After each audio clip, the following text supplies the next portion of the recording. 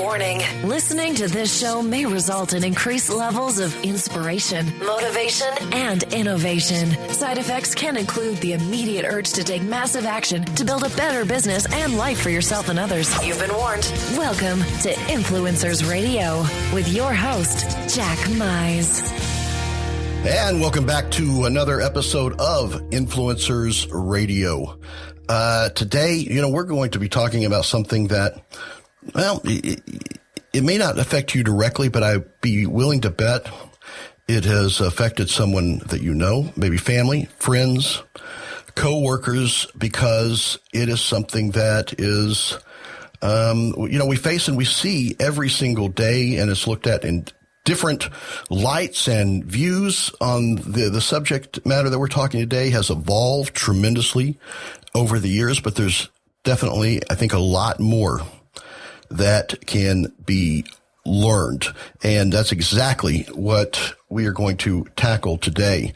So let me start with a question. What would you do if you were told that your child would be born different? Very different. What if you were told that your baby will be born with Down syndrome? Think about that. Your baby will be born with Down syndrome. Those 8 words can and have changed the lives, relationships. It's set paths to self-discovery for so many parents faced with this reality. Today, my guest is the author of 321 Down Street. This is a book that tells the story of a couple's experience discovering that their child will be born with Down syndrome and the unique struggles that brings. And really not just unique struggles, but some that a lot of people don't consider and don't even think about. So welcome to Influencers Radio, Keven Card. Keven, how you doing today? I'm doing fantastic, Jack. Thanks for having me.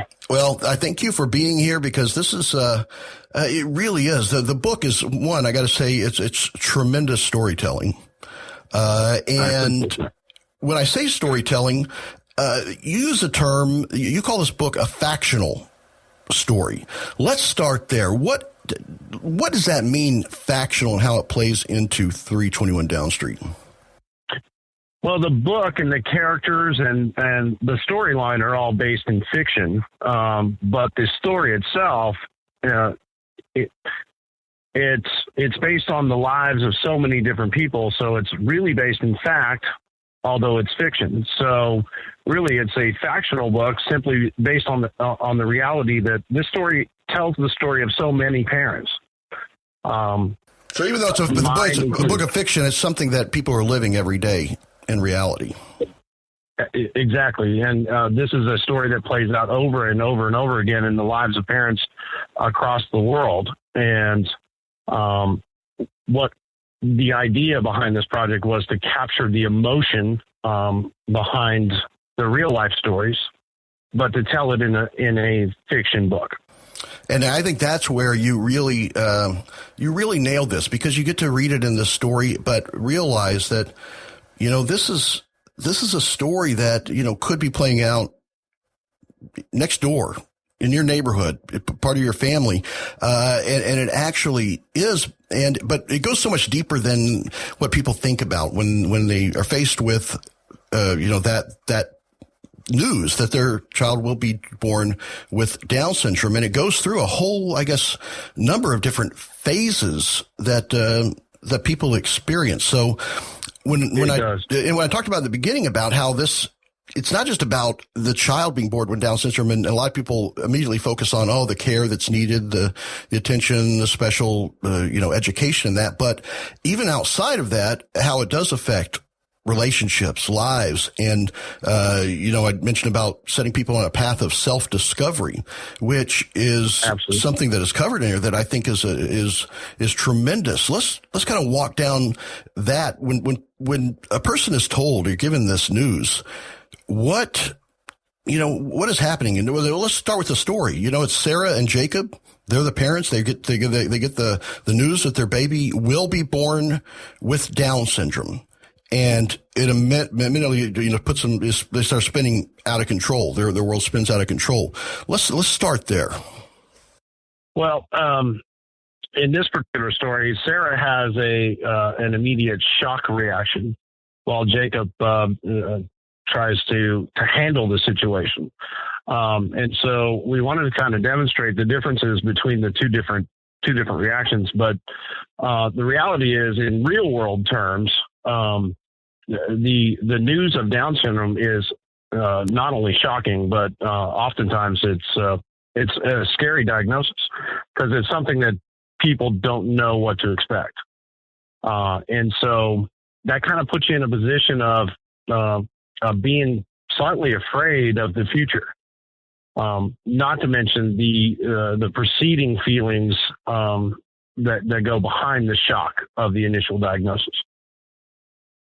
Yeah, so many people are frightened, just to know that they're having a child, that there's going to be another piece of us, and then to have this news, it's got to be kind of overwhelming, to say the least. Yeah, it's absolutely overwhelming, because you start out with this excitement about being a parent. You start visualizing what your child's going to look like, how they're going to be, holding them in your arms at the given point. And then you get this interruption in that vision of a diagnosis such as Down syndrome. And it kind of throws your world into a tailspin that there's so many different ways to respond to, but almost always what I found in interviewing a whole bunch of different parents was that they tend to go through a certain cycle. The first is shock, and then they grieve, and then they learn to accept, and then they finally come to a place of understanding and decide to move on from there. So it's kind of a pattern with parents once they receive the diagnosis. Well, I find that remarkable, and especially the patterns, because and how common some of these patterns are. One of the things that I never even considered till I started, reading your story and understanding this is that, oftentimes we hear of when a couple, they're expecting a child and they experience something like a miscarriage. And there's a natural, they go through a grieving process of the loss of a child that, in different senses never existed. They never got to, have that child come out and see that they grieve the loss of what could have been with that child. And you kind of showed me that the people that are given the news that their child will be born with Down syndrome also have a kind of grief of a loss of a child that never existed, but then that's kind of compounded by a guilt that comes over them because they are grieving, because they haven't actually lost a child. And that's exactly right. You're kind of thrust into a multitude of conflicting emotions. So on one hand, you're grieving the loss of the child that you had conceived of, the dream child that you had already planted in your arms, and when you're sleeping at night and you're dreaming about. And then on the other hand, that child's gone. And then you've got this other child that's going to come into the world that you're going to have to find a way to connect with and find a way to love. And that transition between those two stages is a roller coaster ride, is the best way to explain it. It is a whirlwind of conflicting emotions. On top of that, you compound that with the feeling guilty for even having the emotions. So there's just explosion of different things that go on when you get a diagnosis like this, especially for those who find out prenatally that they're going to have a baby like this. They got to struggle not even seeing the face of this child with the notion that the child that they thought they were going to have isn't going to ever be born. Once you get into the emotion part of it, you really find this really complex, integrated path that your life has to take in order to get to a place where you can feel comfortable with the future. And that's probably not something that there's a manual for. Not at all. Not at all. As a matter of fact, you end up feeling alone because you just don't know where to go. You don't know where to turn. When you feel alone, you start feeling afraid. And kind of the mission of this project was to help people realize that they're not alone and the emotions that they're feeling are completely normal, and that it's okay to feel them, so that they can work through the process and get to the other side of that process, and get to a place where they can see the beauty and the value of their child. And I think, what you've done through your book and your storytelling is that you filled in a lot of gaps for a lot of people. Because I can say myself, for one, I have friends, I have close friends. I've had, friends throughout my life that have had children. I've met people that have children with Down syndrome, and I would say 100% of them feel that it's the greatest gift they ever had, that it's something that has just tremendously enriched their lives. And a lot of people say, yeah, that's what I find too. The people that I know with children with Down syndrome, just absolutely, love and wouldn't trade anything for the world. But what you do is you kind of let us know that there's a journey that got them to that place.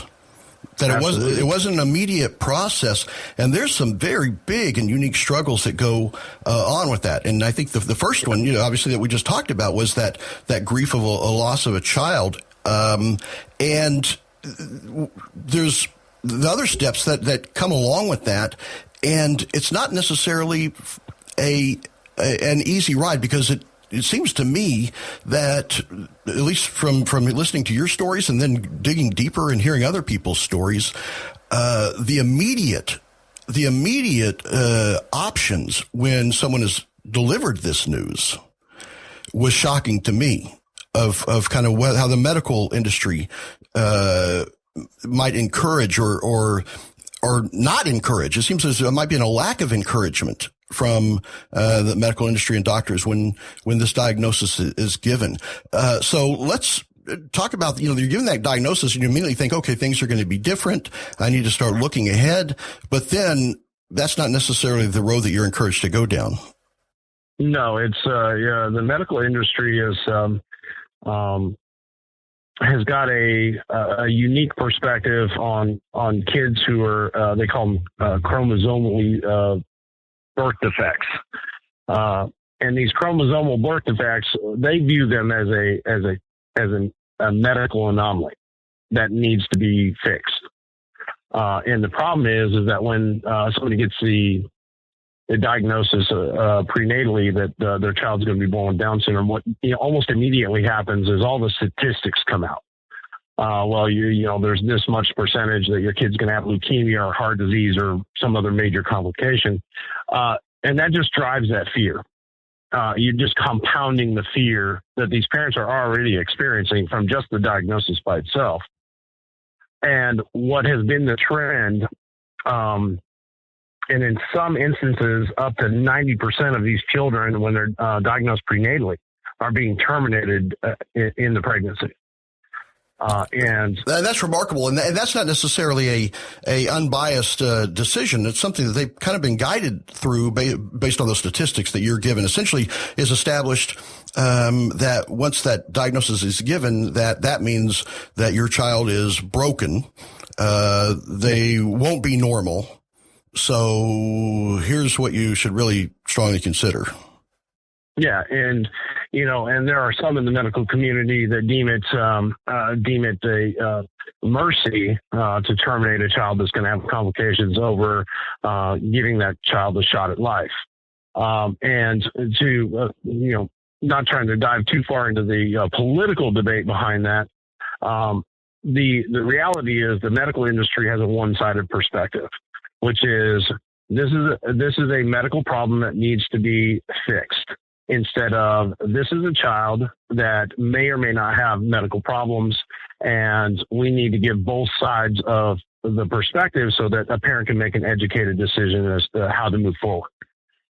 They're just literally scaring parents into making decisions about the life of a child on whether or not that child gets the shot at life at all.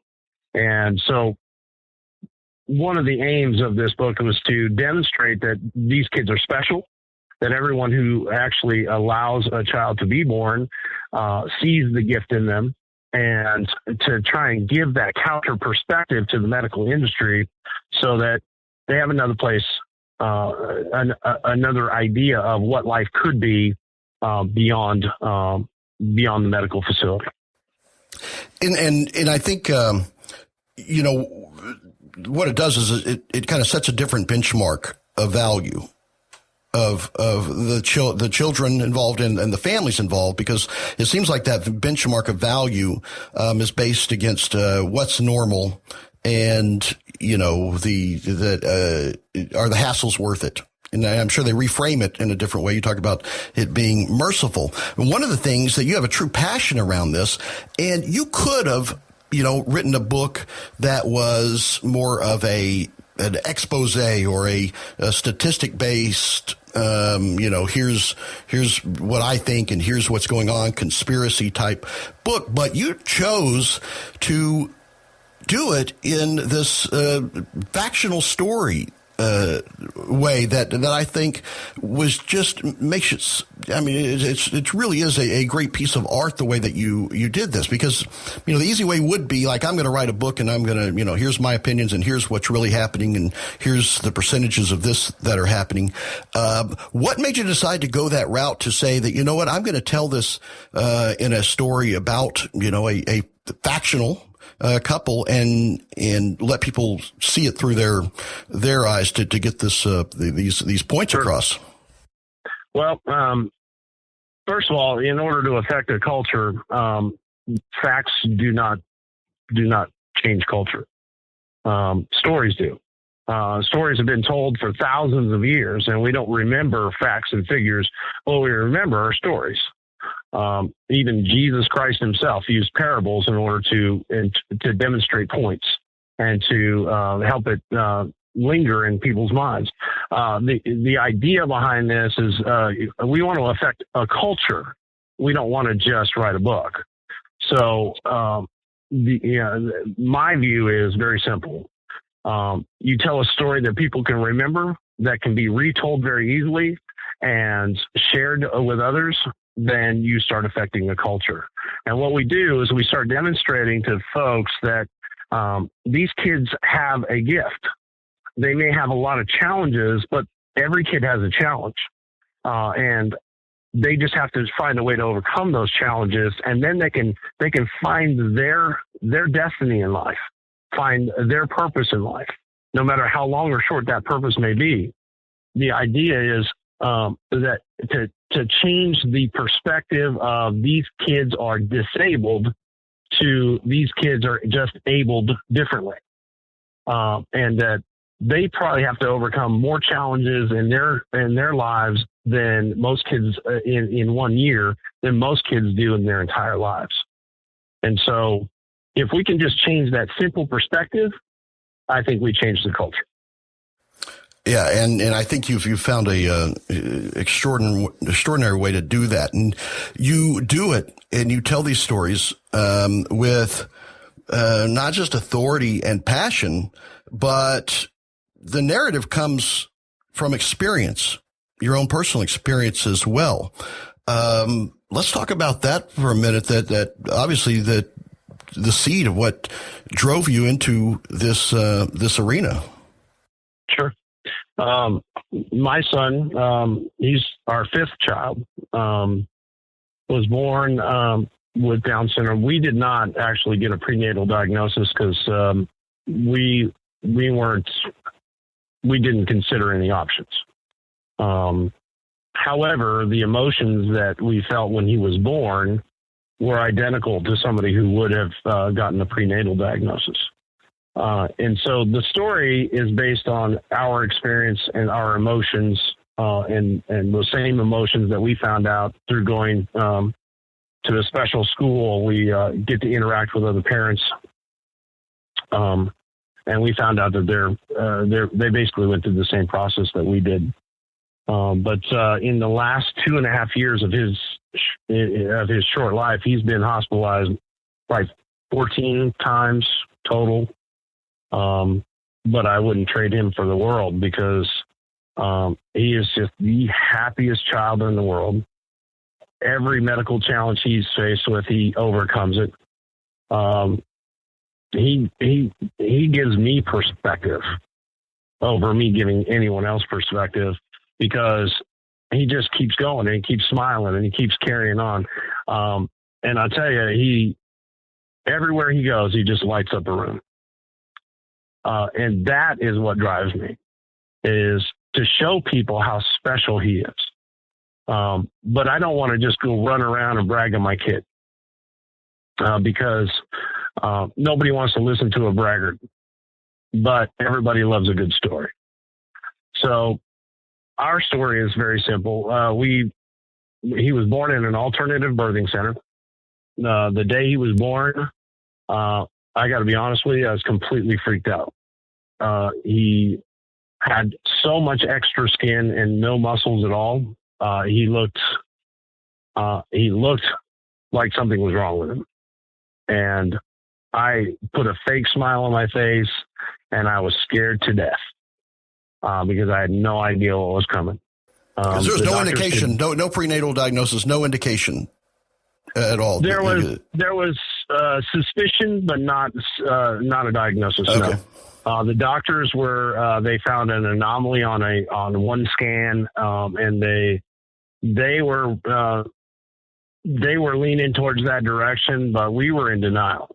That's just as simple as I could put it. We were in denial. No, there's nothing wrong with my kid. It's just this. It's just that. And we started making excuses for all the things the doctors were telling us. Only because we weren't going to have the test no matter what. So we ended up seeing specialists and had scans every couple of weeks.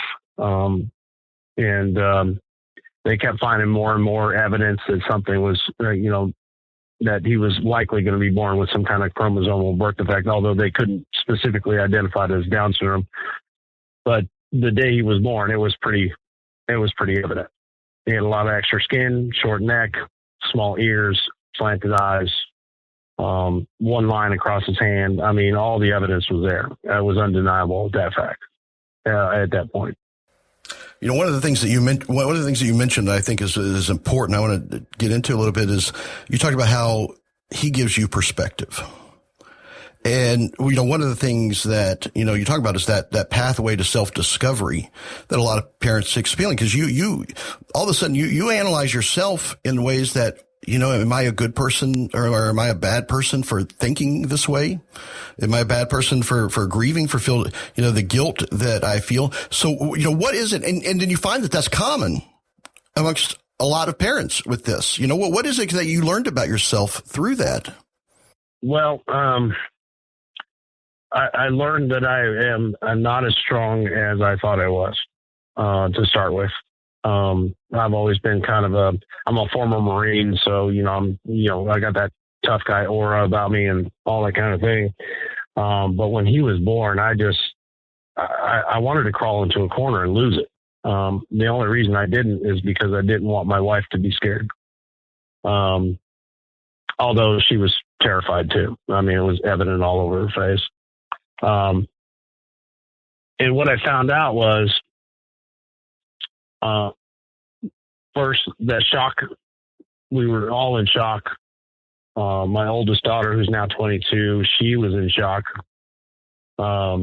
It was kind of a day where we should have been happy, but we were too busy being scared the day he was born. And we started grieving, and we were lots of crying, all those exact emotions that we demonstrated in this project.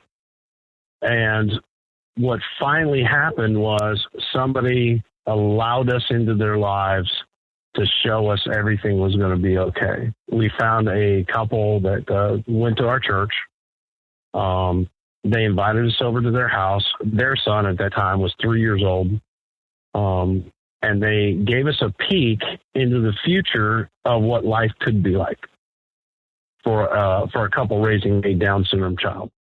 And without that, I think our process would have been much tougher and much longer And that was the other motivation behind this book, is to help people understand that connecting with the community of people will solve a lot of your problems.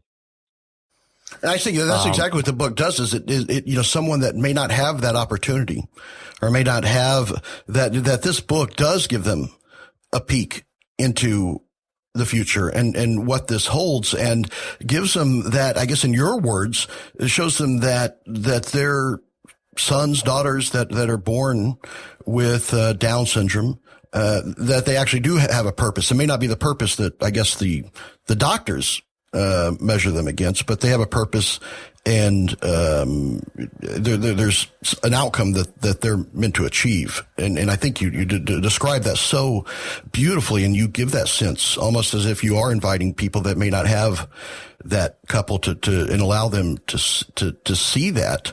And so is that kind of the driving, behind the book and the stories that you're doing, is to try to open that up for people that may not have that opportunity? Absolutely. I mean, that's exactly the point of the book, is to get to somebody who's at that pivotal point where they've got the diagnosis, they're struggling to decide what to do. And I want to demonstrate to them that there is another side. There's another opportunity to see something different. And you see it through the story of Alex. You see it through Sarah and Jacob. You see it through the eyes of all of these people. And even though they're going through a struggle, you can see that they're going to survive it. They're going to get to that place where they can be happy, and live a life that's purposeful and meaningful. And the reality is, and why this is considered a factional book, is because every character in that book is based on a real person. Even Alex, the Down syndrome star of the show, is based on a young kid with Down syndrome who's a master musician. The reality is, there's kids out there who have Down syndrome who do amazing things. And your child may be born with Down syndrome, but they have the opportunity to do something amazing as well. Or you take Tim Harris, for example, who opened his own restaurant. He's got Down syndrome, but he opened his own restaurant. You got models who are kids with Down syndrome. You got all these special people. And the idea is to demonstrate that your child can be one of those special people too, if you give them a chance. Well, I think that's what you've done, is given a lot of people a chance, perspective, and it's definitely a reason that I consider you a true influencer. 321 Down Street, I think, is something that can provide so much strength for families going through this, and it's something that is far more than a book, a story. It really is a source of strength, I think, and will be a source of strength for so many others. And you're not just stopping there with 321 Down Street. You're going to continue with stories along this journey?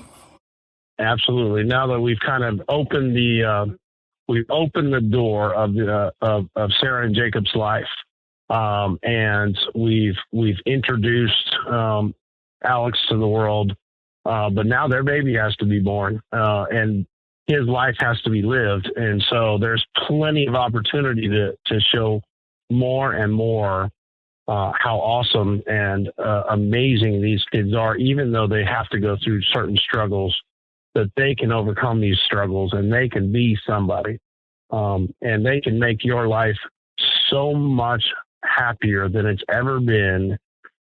You would be totally amazed. I mean, I could be completely having the worst day of my life, and my son will just smile at me and I'll feel better, because he has this unique way of smiling at people that just melts you every single time. And so, incidentally, my son's name is John Michael. And so John Michael's life is going to be told over the course of this series, so that people can come to know what Down syndrome is, that these kids are amazing and special through the art of fiction. And even though all of it will be based on fact, the storylines will always be something from multiple people's lives, and we'll pull it all together and put it into the story format, just like we did with this book, because we don't want to tell one person's story. We want to tell everybody's story, so that everybody can feel a part of this. I don't even consider it a book. I consider it a mission, just to expose these kids more and more and more to the general population, so that we can change the culture. And that's my mission. That's what I intend to do with this book series. Well, I think without a doubt, 321 Down Street is going to have a huge impact in your storytelling. It's going to have a huge impact on the public perception and insight into the journey that these folks take. How can people find out more? One, about Keven Card and keep up with your journey and your storytelling about this, but also to get a copy of 321 Down Street, because I think it's something that a lot of people know someone that could use that. And I think it probably should be one of those, must-haves when someone knows someone that has this, is faced with this situation. So how can they find out more and get a hold of the book? Well, if they want to kind of follow our story and specifically our son's story, they can go to johnmichaelsjourney.com. I have an ongoing blog there that kind of tells our detailed experiences with some of the things that we've had to go through.